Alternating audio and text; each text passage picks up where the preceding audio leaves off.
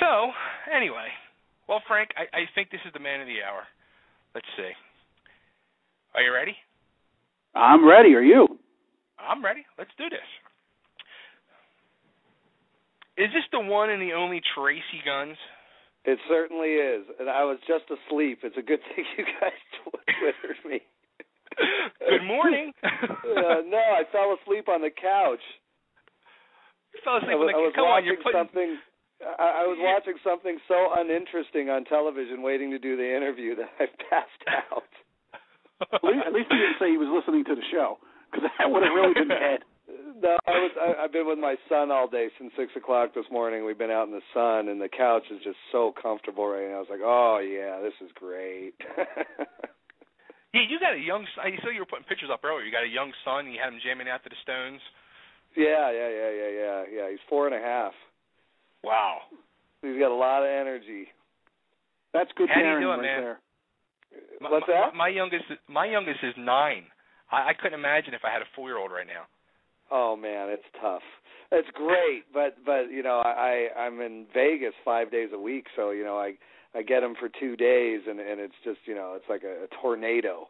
You know, it's unbelievable the amount of energy we spend in just, you know, 48 hours, and you know, so yeah, I did. I posted a picture earlier of us actually sitting on the porch. That lasted for about 5 minutes. And then away the tornado went. Oh yeah. Well, you got, as we all know, a huge career that I want to touch on some things. Okay. You got the new band, the League of Gentlemen, going on. Right. Where do you want to start? You want to start new? You want to go back in time? Where would you like to go first? Oh, it's all a cloud to me. It's all the same. We could dive in anywhere. What's the most interesting to you? I'll start at the beginning. How about that? I'll start at the beginning. You go. I'm in. All right. You were the Guns in Guns N' Roses. You and Axl. That's correct. That's right. Okay. So when you guys split apart, and early, did you think, like, when you guys hooked up, that Axl was going to be the star that he turned out to be? Absolutely. You know, really? I was living with Izzy. You know, Izzy was in L.A. before Axl arrived, and he kept telling me, he goes, yeah, my buddy, you know, he's great, and I was like, okay.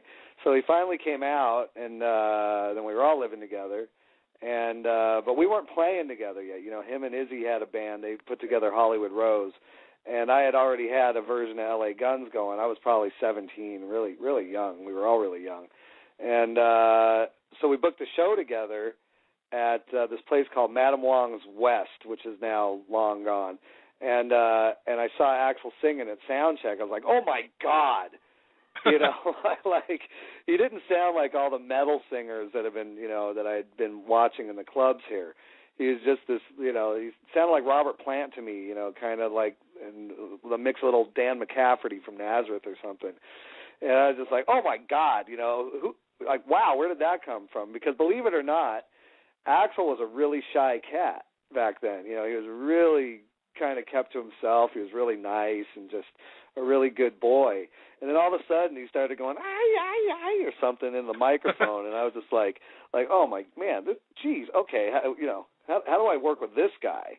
You know, and it was easy because we became best friends really quick. You know, he's a pretty smart guy. And, you know, we hit it off really well. And then he actually joined L.A. Guns. And Izzy joined London, and then I think our manager at the time fired Axl for no reason, and we said, well, okay, you're fired, but let's just keep doing this and add Izzy, because Izzy had recently been fired from London, and that's how we came up with Guns N' Roses. Now, London is still playing. Yeah, sure they are. It's whatever happened to Lizzie Gray, like...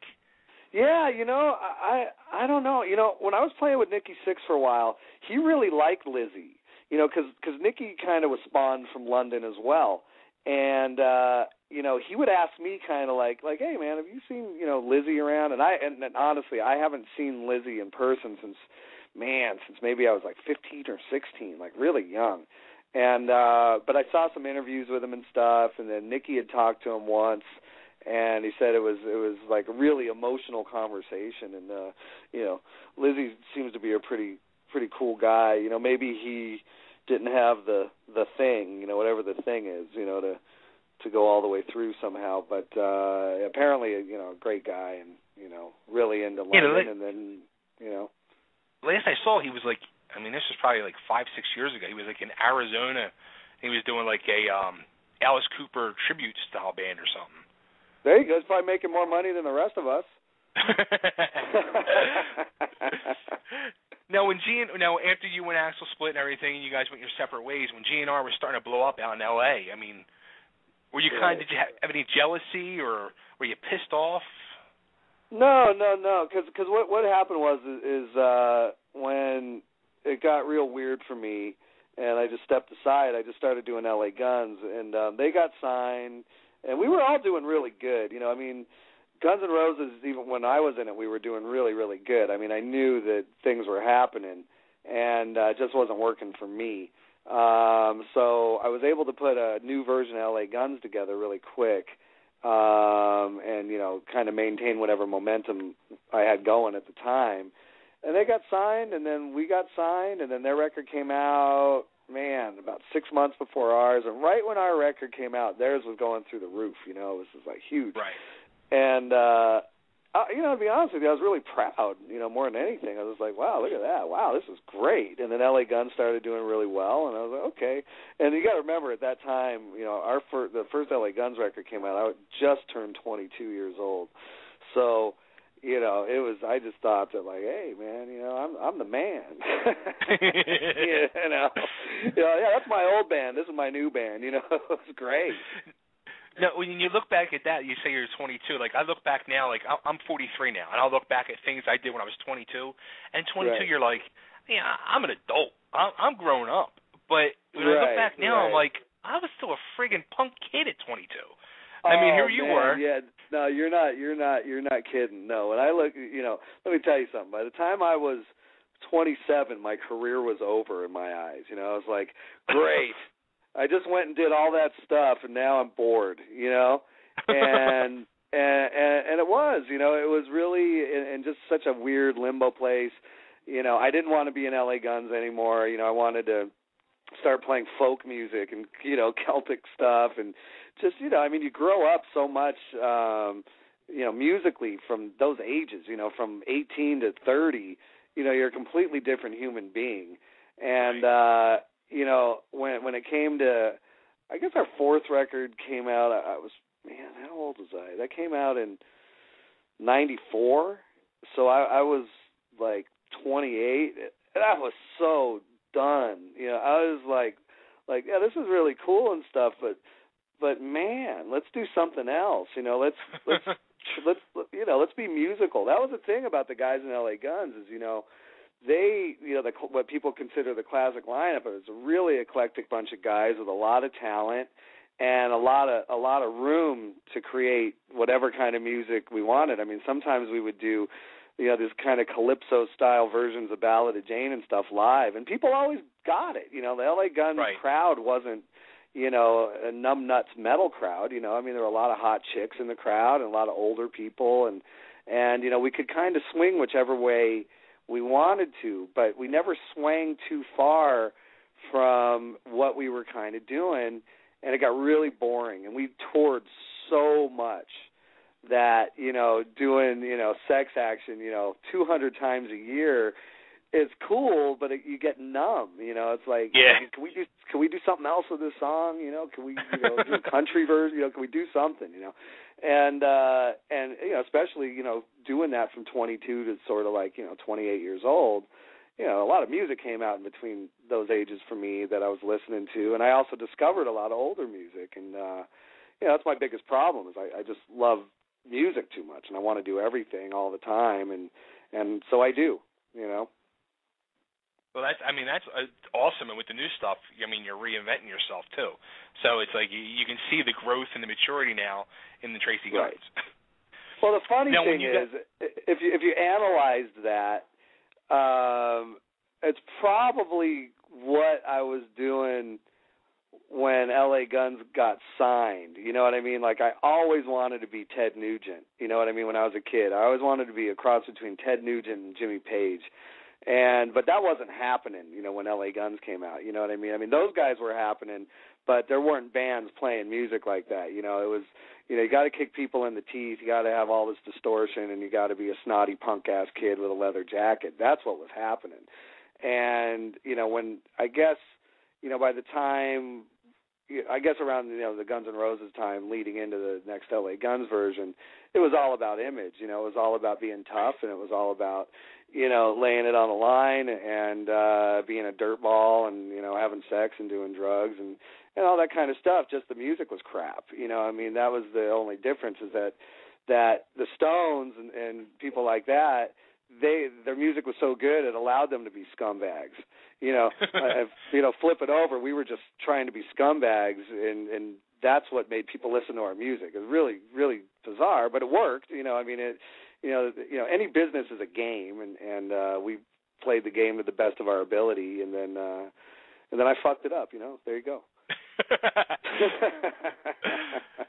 No, I mean, that's like Cocked and Loaded. Like, Cocked and Loaded is one of my all-time favorite albums, and I'll compare that to Slave to the Grind. Like, you guys and Skid Row, like, you came out with your first album, great first album, but you would expect, and I know I expected as a fan, from both of you, of the bands, for you to be go in more of a pop direction, to be more of like a Warrant. You know?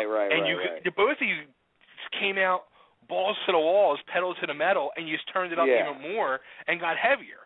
And I was just like, and I'll even throw Faster Pussycat in that too. I was just like, yes, they got it. Like, they didn't let the record companies like control them. They did what they wanted to do, and they got heavier. And I was like in heaven.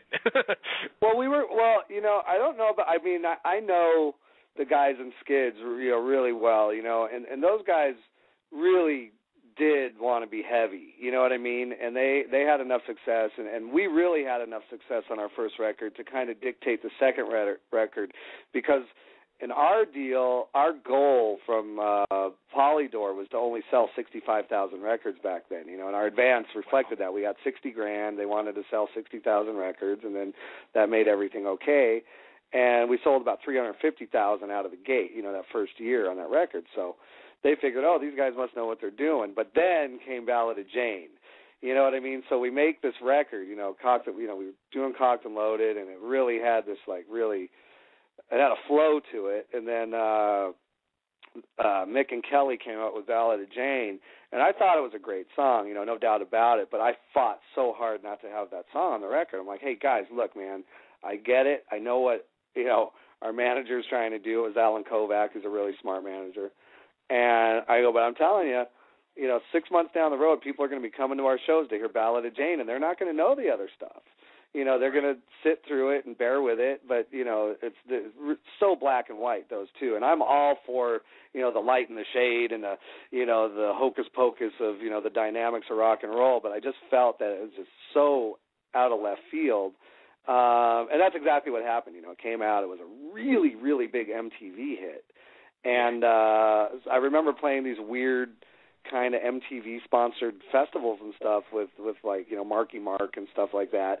And you'd have an enormous crowd, and we'd play some stuff, and they were like, oh, yeah, cool, this is great. Then we'd play Ballad of Jane, and it was like, oh, you know, like you know what I mean? So I think that's when I started getting really uninterested in the music business. I was like, wow, so this is how this really works, because I could see it, you know what I mean? I was like right in front of me, you know. All of a sudden, the high energy audience was gone. You know, the you know, when we would headline, we'd have like maybe 1,500 people completely destroying the place. And now, you know, we'd play the same kind of gigs, and it was very luxurious and relaxing and very nice until we played the ballad. You know, just like wow, this is bizarre. And I think I think that came out in 90 maybe or 89. So I was like all of 24, and my testosterone was still at 100%. You know, it wasn't, you know, I didn't give a shit. You know, I wanted to shred, and I wanted to do my thing. And so that was a weird thing. And it had nothing to do with the record company. It was a band decision. And, you know, it enabled us to become a one-hit wonder, you know, and so anytime I needed some extra cash right now, I suppose I can always go out and do it, you know. So that's the upside. All right, when you guys were still in the clubs, you named the band LA Guns. Did you want to, or it was already LA Guns, but did you think it was going to hurt you being known as like the second LA Guns because Guns N' Roses came out first? You know, I don't think my brain processed anything that analytically other than, you know, who I was stealing music from. You know what I mean? It was right. It was more about I mean, because the mentality of all of us, you know, everybody from Duff to Phil Lewis, you know, I mean, nobody was or no, Phil wasn't in the band. It was this guy Paul Black. Nobody was in the mindset of let's get a record deal. You know what I mean? Let's you know, it wasn't that. It was more about like, hey man, we got this really great scene of people. We're hanging out at Griffith Park on the weekends. You know, beautiful women everywhere. You know, we were well taken care of. It was more like a lifestyle. And then, and we had a great manager. We had this guy Alan Jones, a British guy, actually a Welsh guy, and you know, he was really happy with where we were at, and we were making money, you know, even at that level, you know, just playing the Troubadour and the Whiskey and the Roxy every now and then, you know, we were making pretty good dough. So everything just kind of made sense, and then all of a sudden other people got involved, you know, on a bigger level, and it was bizarre, and then we were kind of forced to, you know, oh, those songs are really good, make them 10% better, and then we'll give you $65,000 that you'll never see and have to pay back for the rest of your life, which we didn't know. You know, it was just like, oh, we got a record deal, man. We're going to go eat fucking bagels at noon every day at the studio. You know, you know, I mean, that's where we were at. It wasn't like, you know, we had no idea. Then all of a sudden we went from this, like, you know, just really crazy metal punk, you know, British influence kind of band, and they're, you know, having really good songs, you know, and so, I mean, if nothing else, it's certainly a great adventure. And you got to remember, if I sound coy and weird about it, it's because I was there. You know what I mean? So I don't mean to deflate the balloon. The balloon was great, and I was in it for a long time, you know. But it's been a long time. You know, I'm 47 now, and I was 22. What's your favorite album out of all the LA Gun stuff? Oh man, well, I think the classic lineup, probably Hollywood Vampires, somewhere mixed with the one after that, Vicious Circle. First two are cute, you know, I get it. You know, they punch you in the nose. They have a vibe. They're a great soundtrack to a lot of people's life, and you know, so I'm glad I was able to be a part of that for sure. But you know, on a musical level, there's a couple records. Waking the Dead and one I did with Jizzy Pearl called Shrinking Violet that are just, they're fucking great albums, man. Yeah. You know, they're just, the music's there. It's mature, it's melodic, it's nice, it's rough, it's dynamic. It's everything that I would want to listen to if I were buying a record. What was your favorite lineup? Classic lineup? Jizzy lineup? Man, it's... American hardcore? I had moments during that lineup where I was loving it, you know, the American hardcore thing, because, you know, that was probably the end of my balls still, you know, exploding, you know, mountains of sperm and, you know, yeah, you know, heavy, you know, so that was pretty good. But, I mean, you know, there are particular guys like Mick Cripps, you know, the other guitar player from the classic lineup, and Kelly Nichols. These guys I'm still, you know, we're still like brothers, you know, so there's stuff like that. You know, I like all the lineups. You know, they're all done for this reason or another. I really liked Ralph Saenz, who sings for Steel Panther. When he was in the band, it was like, you know, Van Halen Guns. You know, it was so fun, man. You know, so that was pretty cool. I don't know. You know, just out there playing rock and roll. You know, it's all good. I figure that now too. Like when Steel Panther blows up, like they come out here to Philly a lot. They get a lot of like from the local station out here. They love them, and they're out here playing like every couple months. They're playing a show somewhere, and I always think it. I'm like, I wonder if people actually know that guy's name's Ralph, and he played in LA Guns. Like, they have no conception. Like all they know is community property or something. No way. I mean, like I think like, you know, the coolest thing or the biggest thing we ever did is we did one of these Rock Never Stops tour, and we were the opening band, and maybe somebody went on before us, but didn't, you know, whatever. It was like us and I know that Quiet Riot was on that tour. I can't remember there was a couple other bands too, you know, and we would set up this stage in the middle of these fields all over the U.S. and play, you know, 1,500, 2,500 people, 700 people, I don't remember, but you know, and we had a lot of fun because, you know, Ralph, the coolest thing about Ralph is his sense of humor. So, you know, we never went into any shows thinking we were going to change the world. It was like, hey, let's be fucking insane. You know, that was it. You know, that was let's take these songs to the hilt and you scream as loud as you can and I'll hit the whammy bar, you know, ridiculous amount of times and let's see what happens. And people loved that lineup. You know, I don't know if they were there, you know, thinking, oh, this is the best LA Guns ever, but they were definitely having a good time. And, you know, if you're looking at this business from the business point of view, like if you ask, you know, any one of my agents, that's what they all want. You know, they want you to go and entertain people, where someone like me, I just want to bore people to death till they leave. I just want to play my guitar. You know, I don't really care about any of that stuff, you know.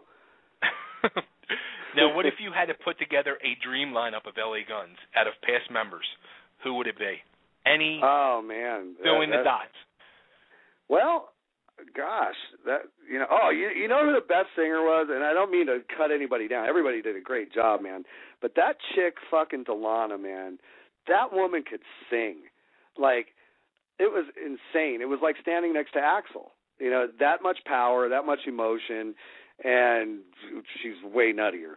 But it was great. You know, I mean, so like if I could have like her voice like come out of Phil Lewis's body, and like Adam Hamilton from Waking the Dead, like if his musicality came through Kelly Nichols, you know, and like if John Bonham was the drummer, you know, I'd probably be pretty satisfied with the band.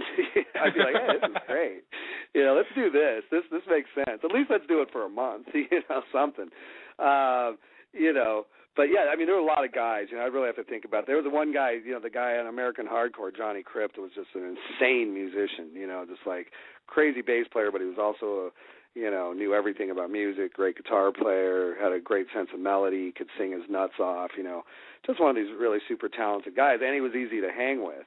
And he would definitely be, you know, he could fill in any position probably but drums.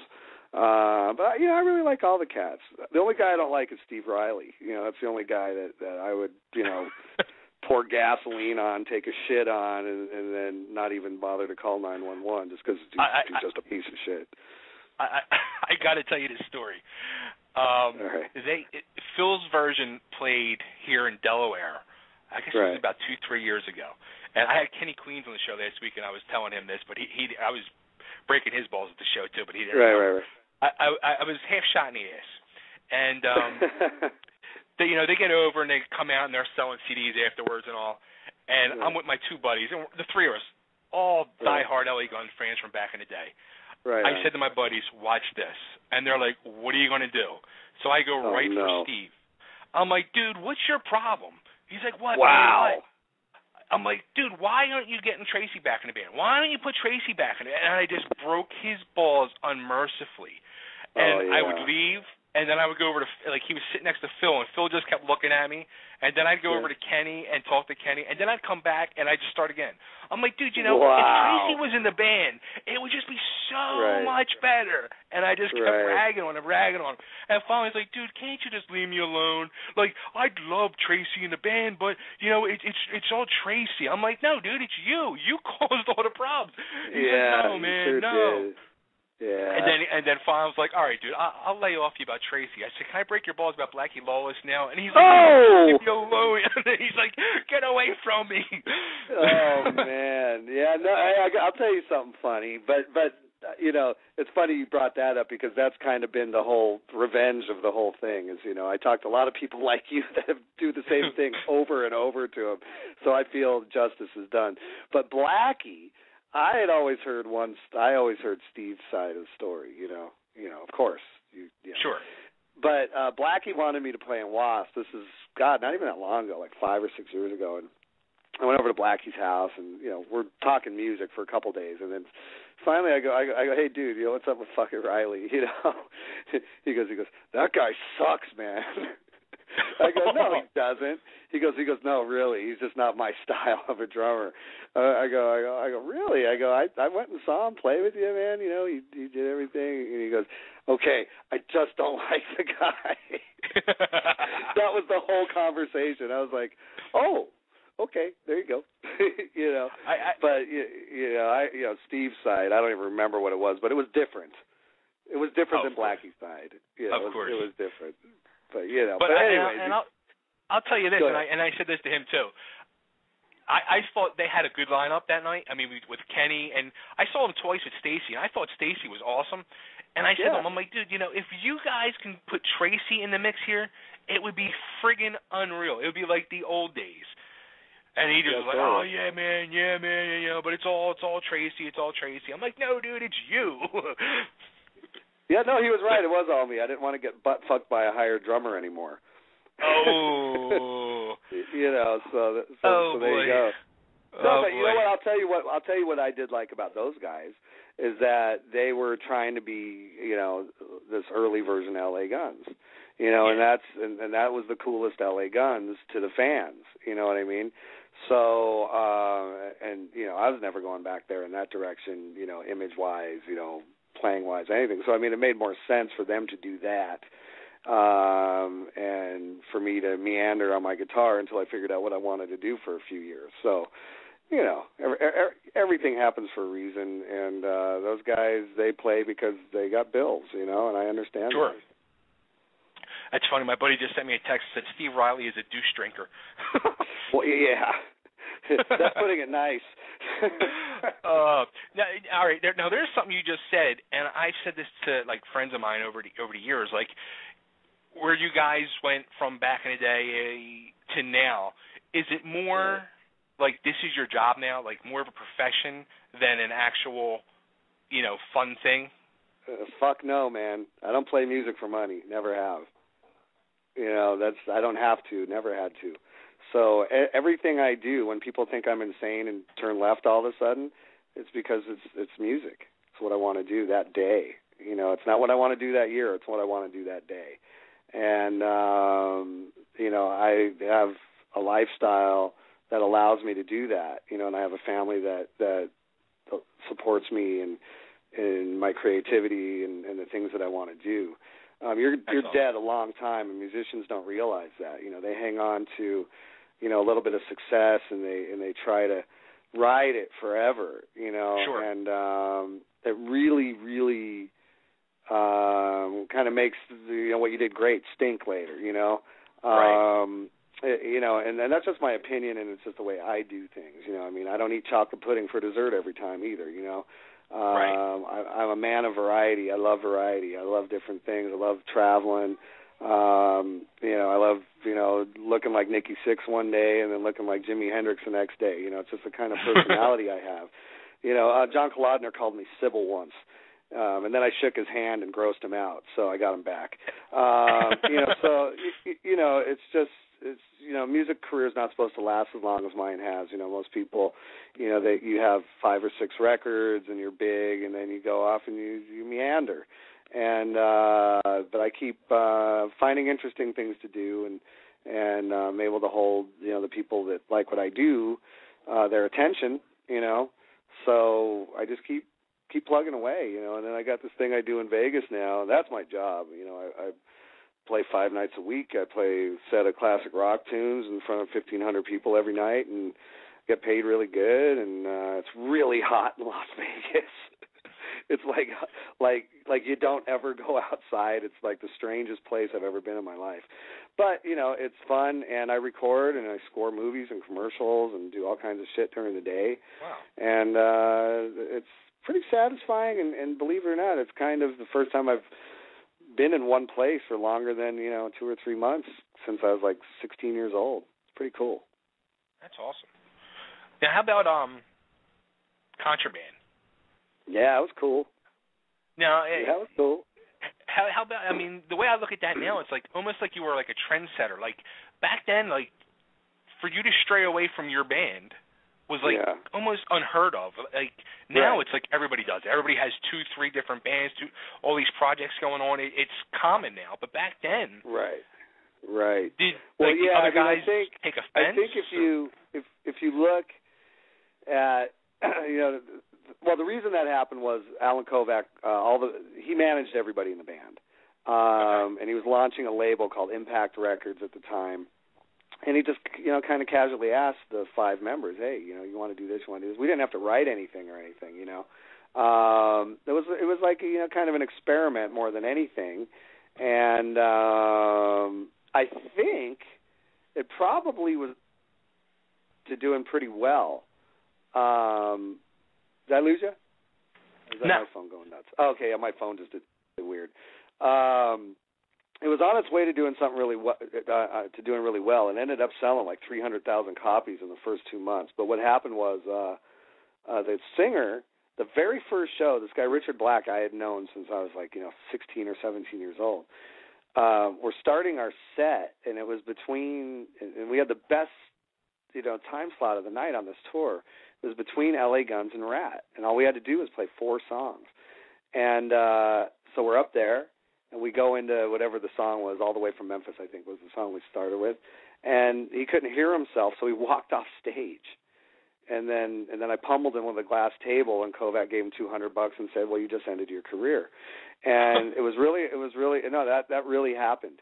And it was just a really unfortunate thing because, it was something else for me to do every night. You know what I mean? It was really cool to do the gun set and then, towel off and then go play with Michael Schenker. You know what I mean? It was like, yeah, sure, this is great, man, And we continued doing it, but without the singer, So what we did is we ended up playing cover songs at the end of Rat's set and calling that Contraband.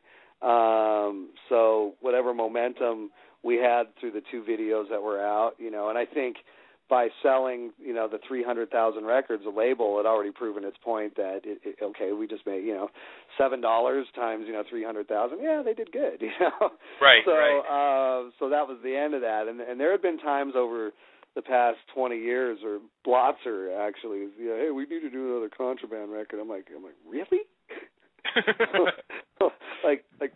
like with Alan Kovac and on Impact record? No, we need to get Schenker. Like, no, why don't you call Schenker and go join his band? Leave me alone. Yeah, right. But I think that the kind of the idea was that there was a couple bands, like Neil Sean had one like a few years before that, and somebody else, and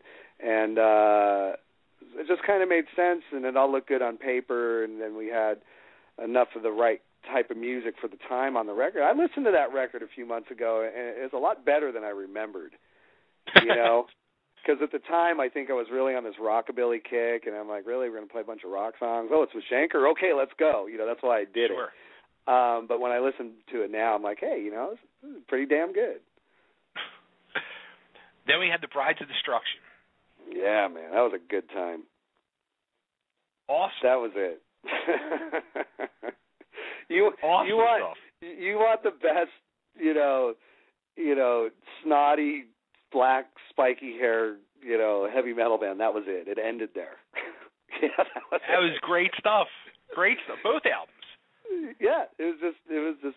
Well, the first one I think people could swallow easier, but no, definitely both great albums. But it was just, that band was so fun, man.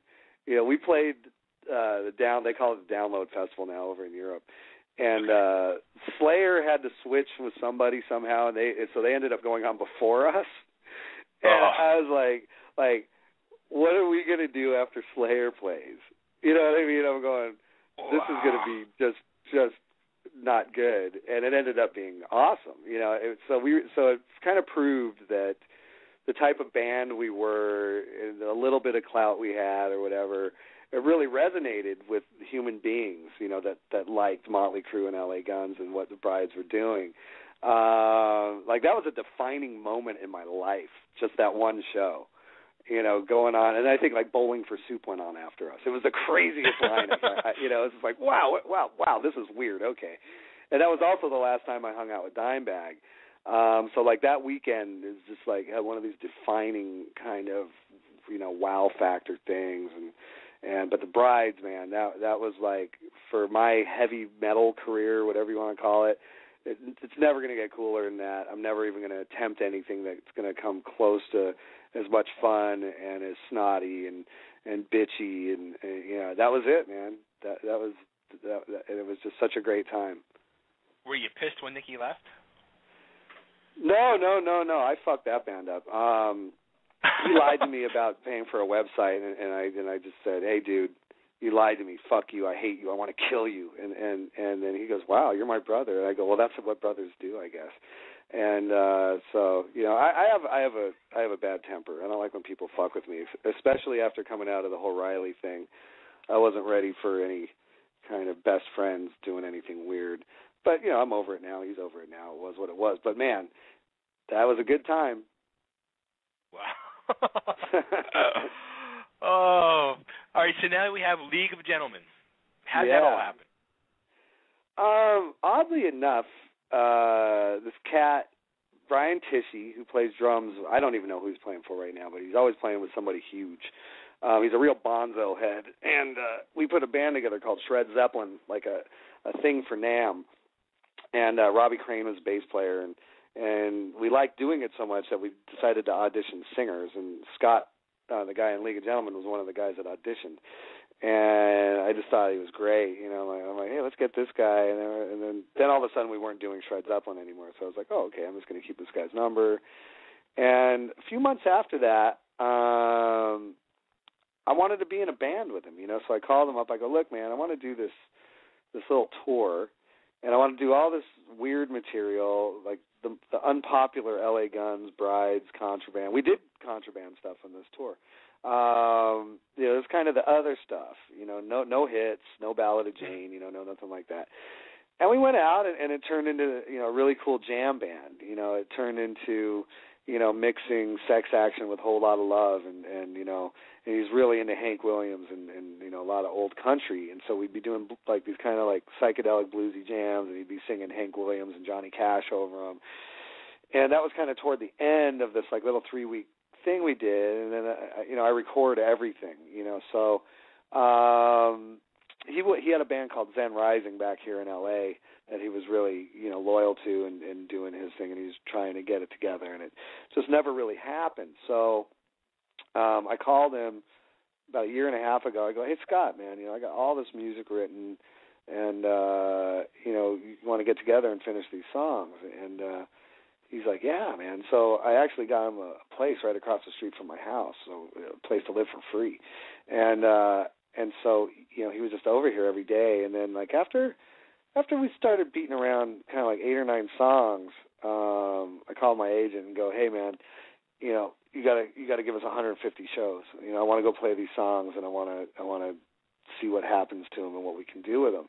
And so during that basically kind of 7 months, we kept rewriting the songs and re-recording them on the road. So we were just in constant work mode, for like 5 or 6 months, and then we got home, and then I basically re-recorded all the songs again with new members, different people, and getting it right, and nothing I was in a hurry about. I just wanted to make this record that I knew that I'd be proud of for the rest of my life, no matter what. Music, once again, that I can listen to, and I was going to go all indie and try to do everything myself, and found out how difficult that really is. It's not as easy as it sounds. Oh, just make a record and put it out, and, woohoo. It's just not that easy. I don't care what anybody says. So I called Mike Varney, who he did the second Brides record, and I go, hey, look, man, I want you to hear this music. And he goes, why'd you make this record now? People don't buy records anymore. This is the greatest thing you've ever done. It's too bad. And I go, well, will you put the record out? He goes, oh, I'll put the record out. No one's going to buy it. And I go, you're probably right. Let's do it. So, but I will say this: people sure like it, which is nice. It's nice to get great feedback from something I feel really passionate about. This one. I mean, and that's the cool thing. Like I said earlier on, like, yeah, people know you from the '80s. They know you from LA Guns. Sure. Some people don't know Brides of Destruction, or don't even know Contraband or nothing. But now you've come, 20 years later, 25 years later, and you've reinvented yourself, and it's a new project, it's a new sound, it's something fresh for you, and it sure is. It's a way, yeah, and it's like nowadays, like music is so weird, and it's just there's like no, back then it was, you have your hard rock, you have heavy metal, you got pop, you got this. It's like now everything's all just lumped together. Well, it's very bizarre, because the thing. Like, I never knew why, like, in 1993, 94, that everything started sounding the same. Like, country sounded like metal, and metal sounded like heavy metal, and hard rock. Like I noticed this back then, and I kind of now, being, this journeyman engineer that I am, everything sounds the same because everybody's lazy. And I don't mean the songwriters. I mean the way that things are put together, the science of recording an artist. Nobody's going into the studio anymore. You know what I mean? Nobody's using what they have around. You go into a studio, There's Pro Tools, there's, Apogee, converters, there's this, there's that, and everything's the same. And so even you'll notice on, like, modern hip-hop and even a lot of the great chicks that are singing right now, the music, the backbone, all has this, like, kind of two-dimensional property, like, as to where, like, you put on shit, man, put on Link Ray, rumble, down, down, down, dun, dun, dun, dun. It has this three-dimensional quality, and it's just because it's somebody taking a picture of a song rather than trying to squish it through this little tiny light pipe that ends up in your speakers. The technology's just changed to the point where it's so easy to make things sound impressive when you're sitting right in front of it. It's like, wow, listen to how big that bass drum is. Listen to those vocals that shred your face off. And everybody's kind of there. So when you listen to a Beatles record or a Sonics record or something a little bit more obscure that's still pop, you go, man, this stuff sounds so good. Why does this stuff sound so good? And it's because there weren't many options. So people were being more creative with the tools that they had, to get their ideas across, as to where now it's like, and I'm guilty of this too, oh man, I need a sample, I need this sound. Oh, just search Google library, lightning, thunder, and, drum, and you're going to find 1,000 wave files of this type of recording, and I think it's a cool thing, but once again, it's just a little tool. It's like a little piece of the puzzle, but I find that the stuff that we're hearing on the radio, man, it's like, man, I almost can't listen to John Bonham's kick anymore or snare because it's on everybody's stuff, because, the drummer plays and then they use, Drumagog, drum replacer, and they're like, what's the best drummer in the world? Oh, John Bonham and Neil Peart. Okay, get one of those kick drums, fly it in there. Boom. And that kind of goes for, most of the other instruments and these presets that you can get in the plugins, with guitar amplification and things like this. So, that's why when you said it's all lumped together, it really is, because you don't find like a band just walking into a studio playing together with a couple mics hanging around and then overdubbing vocals.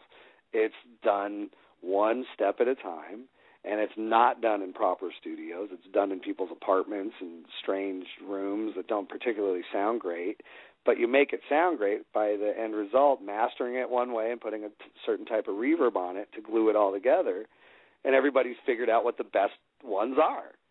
And so now, you do something like I just did, and you stand it up next to something, it sounds completely different. It's just like, whoa, what the fuck is, like, if you're not used to what I did, then you hate it. It's like, my God, this sounds like they're in a fucking garage, and, like what is it? But it's part of the creative process, I think, and I think you're right, and I don't think it's just goes for music. I think it's the food we eat, and I think it's the films we watch, and all these things. It's just there's so many shortcuts to get to point B that everything seems a little too similar. Now, what do you think about it, like a guy like Dave Grohl, who went against the grain and went from digital back to old school, real, and like, what do you think of Dave's stuff? I think he's got the right idea. I think he's a smart guy, and I think he's real passionate about music, and I think that he's really managing, and I think we're going to see here coming up. I mean, he's obviously done some great things in the past, but I think with the mentality, being able to afford to do what he did with the board he got from Sound City and putting musicians together, and he's probably really learning how that stuff works. You know, I mean, we saw the movie, and it's like, okay, he gets it, but now that he's actually able to operate this stuff and do what he probably really wants to do with it, I think that we're going to see this amazing kind of hybrid of you know, modern music mixed with vintage recording, and you know, he's likely to reestablish something. You know, I don't know what, but he has so many eyes and ears on him all the time, and he's not a sellout kind of guy. You know, I mean, he does what he wants to do. I think, you know, he puts the right combination together. I mean, he's liable to leave the Beatles in the dust. Who the fuck knows? I mean, it's hard to predict something like that. But he certainly has the talent. He certainly has the clout, and he certainly has the sensibility, you know, of making something different and cool. You know, the same goes for Jack White in a way. But you know, I think Jack White might be a little more along the lines of my way of thinking of, like, I just want to make something bitchin'. You know what I mean? As to where Grohl, like, he kind of thinks it through and, like, hey, maybe my songs should appeal to a lot of people. You know what I mean? So yeah, I mean, I think a lot of people are always watching Grohl, and you know, and they should be, because you know, he doesn't really move backwards very much. Well, I got the sound queued up. Do you want me to play that? Yeah, rock that shit out, man. Cool. From Tracii's new album, League of Gentlemen, their first album, their debut album. Here's the first single, and you can check that out. Where can they get that? So you can get it anywhere now. It's out. It's in Best Buy and iTunes and all the corporate places that shouldn't be selling music, but it's there. Nice. Here's the sound from Tracii Guns and the League of Gentlemen.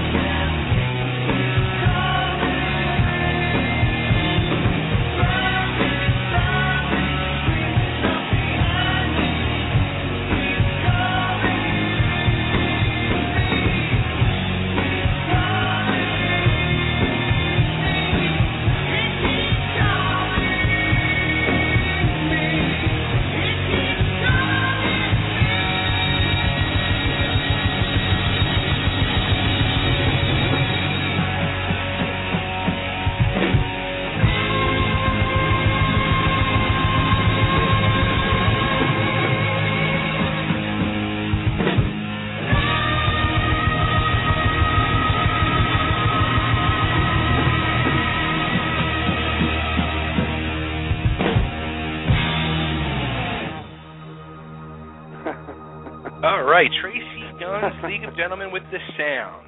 I got to tell you something about that song. That song I mixed to a cassette. Yeah, it's the only song on the album that I did that way. It was an experiment, and I had somebody else mix the record. This a really good friend of mine, Greg Worth, who does all Steve Vai's stuff, and we couldn't beat the mix off that cassette. So there you go. Tape always wins.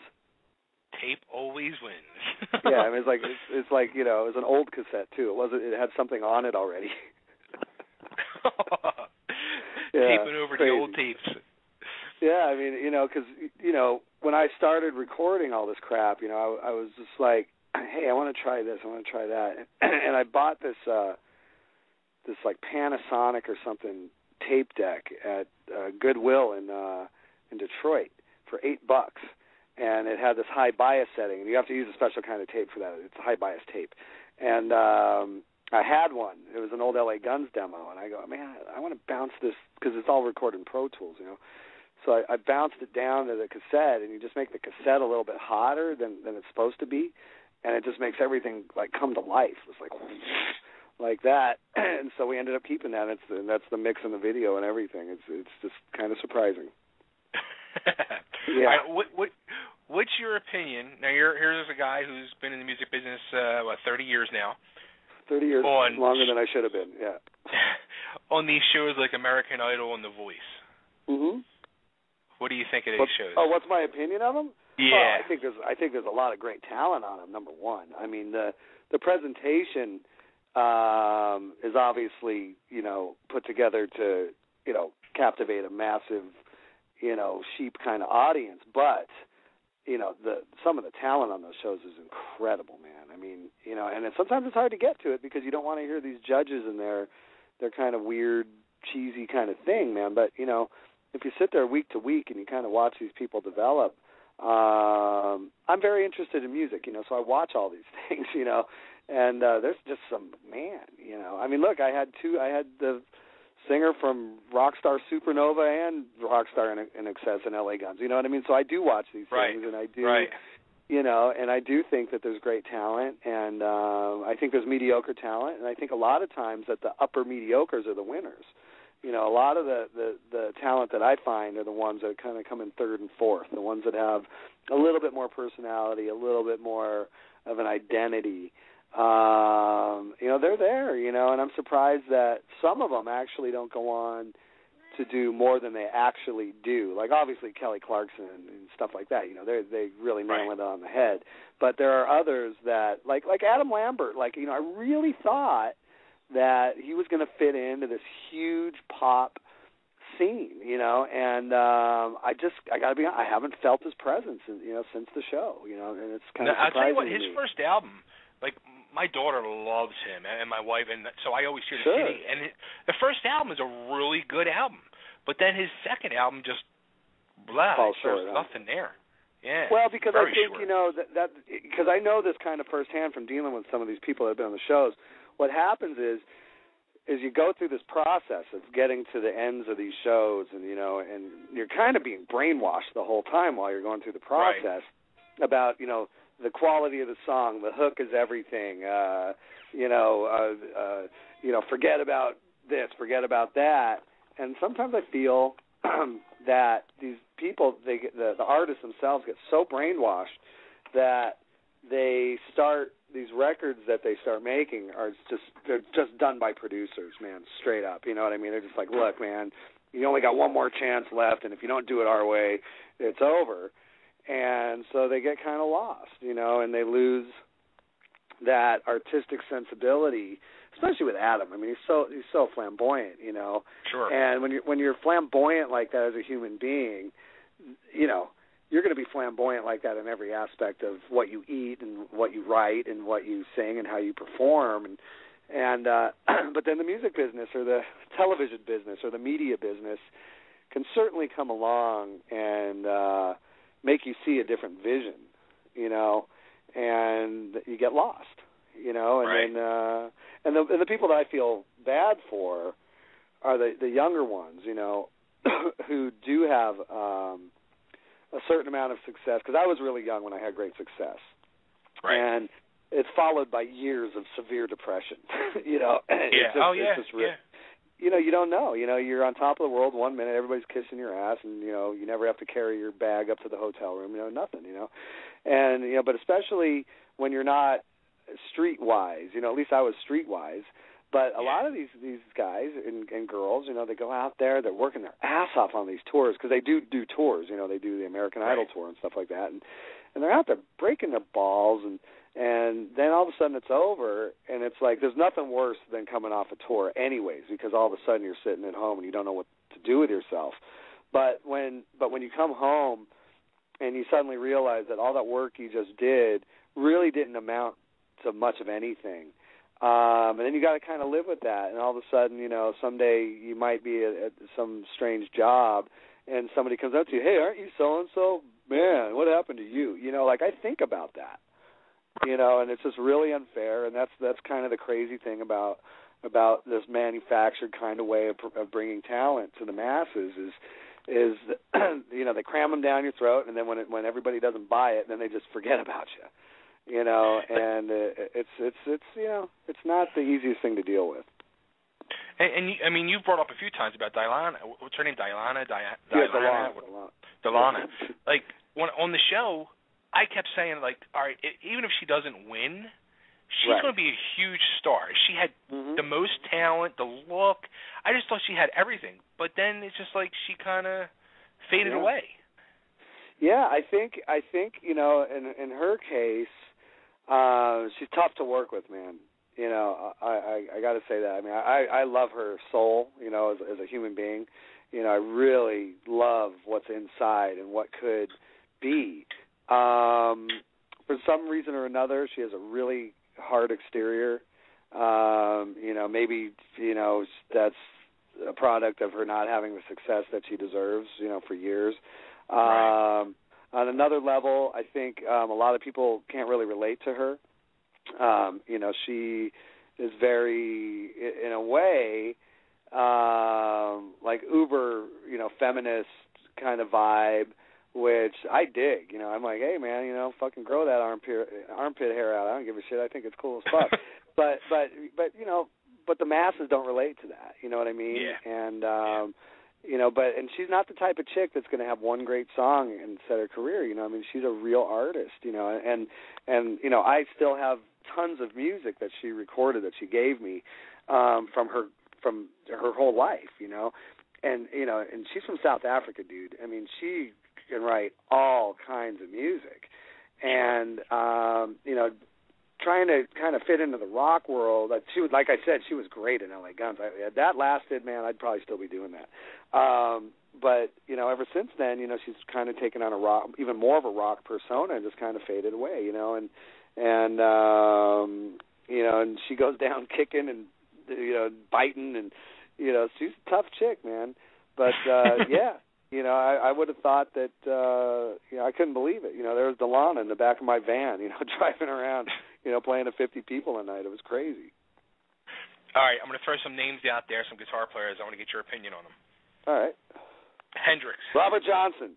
All right, he started it. He's the man.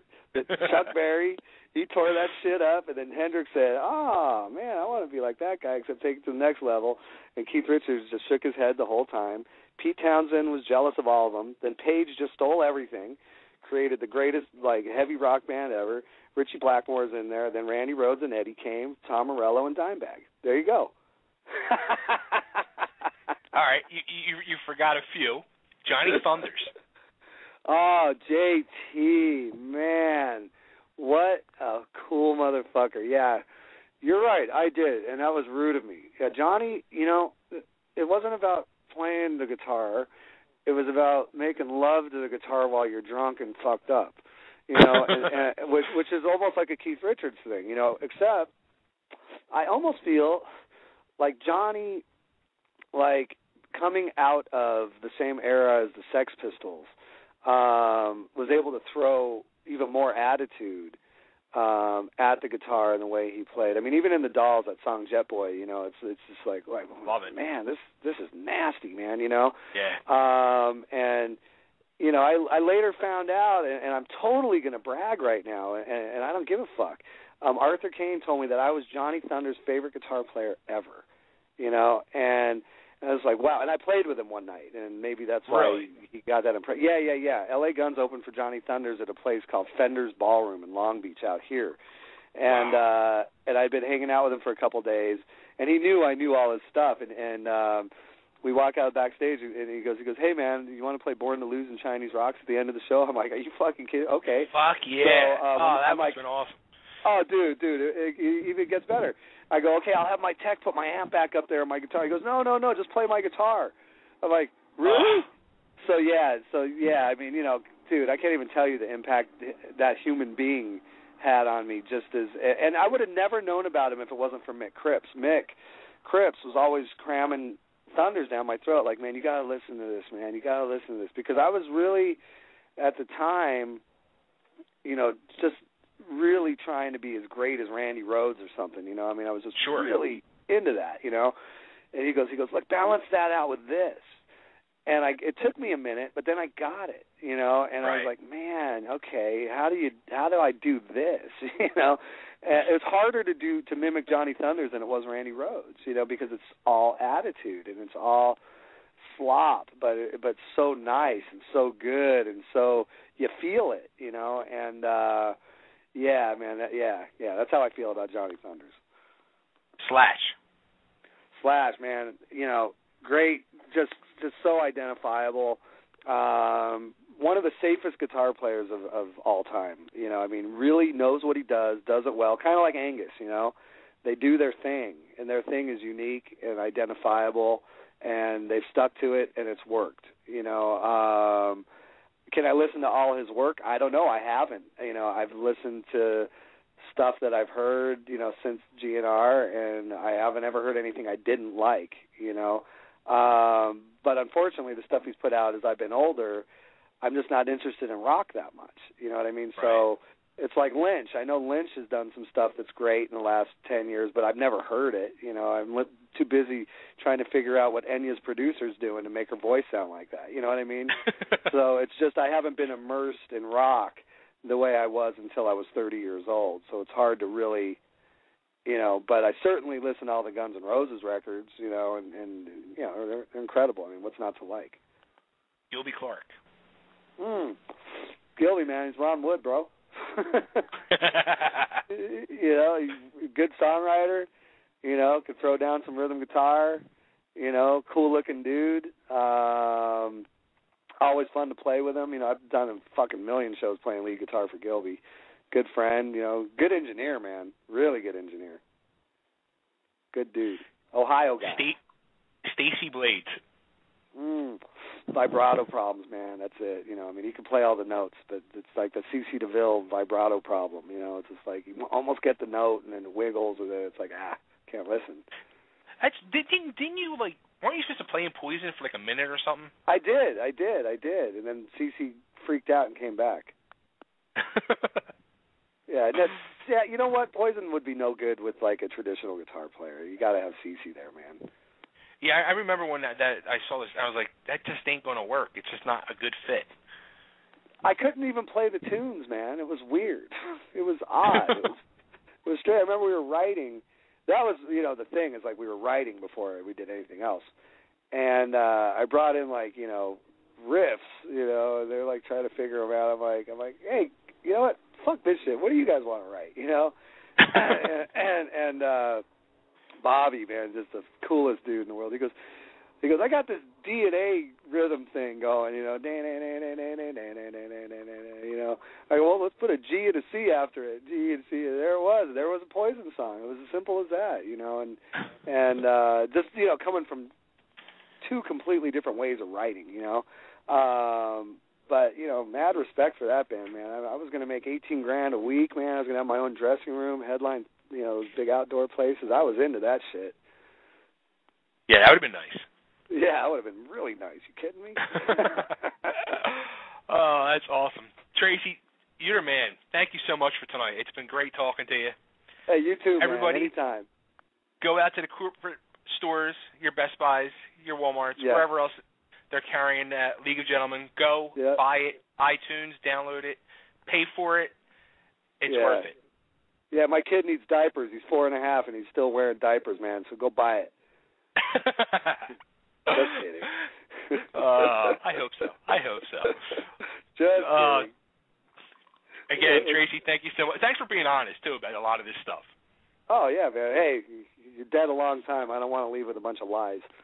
There you go. Fucking Dude, man. I'll talk to you soon, man. Yeah, man. Take care. Okay, peace. Peace. All right, everybody. That was Tracii effing Guns on Totally German Radio. How about that one, Frank? Was that a good one? You know, I know